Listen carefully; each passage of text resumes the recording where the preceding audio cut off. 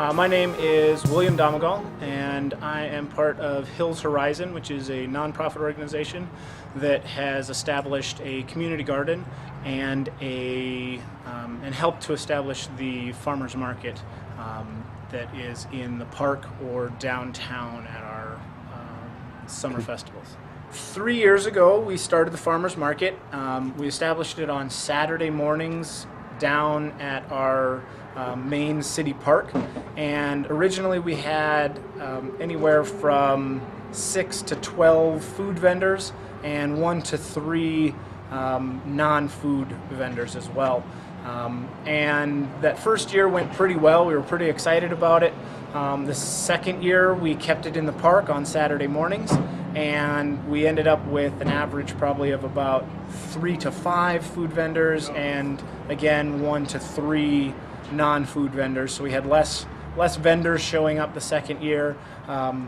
We had some new customers and some return customers, but a lot of the same customers from the first year didn't come back for the second year. So that was a little frustrating to try to find where those people went and how to get them back.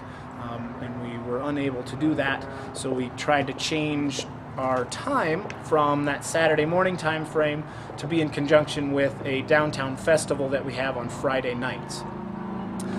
Those are every Friday night, and so we set up a partnership with the Downtown Business Association to allow us to set up some vendor stalls there, allow the produce to be sold under a local market theme, and we ended up with only 3 producers that committed to come for the whole season. One of which is a Hills Horizon board member that sells stuff from his own garden. So we've had limited success this year, and we are considering going back to the city park when the Downtown Fridays is done at the end of August, and trying that again at the end of the season, trying to get the word back out that we're going to go back into the park, and we're going to try to establish something again in the park for our community, or for our farmers market down. It's the main Spearfish City Park. It's on Canyon Street, and it's the Spearfish has had a good history of fresh produce. We've had a lot of local farmers that were producing local produce here and selling it on roadside stands or kind of historical farmers markets. And 2 years ago, we lost the last of our kind of local farmers. We still have a nursery that sells produce, and then a greenhouse that also sells, and they actually have a farmer's market. They purchase produce from like Colorado peaches and Woonsocket melons, and they're not totally local, but they do have fresh produce, and they have a farm plot that they do and they use for their farmers market as well. They also have a greenhouse that they sell seedlings and flowers early on in the season as well. That's Gage's Garden, and then the other one, the nursery, is Beck's Nursery.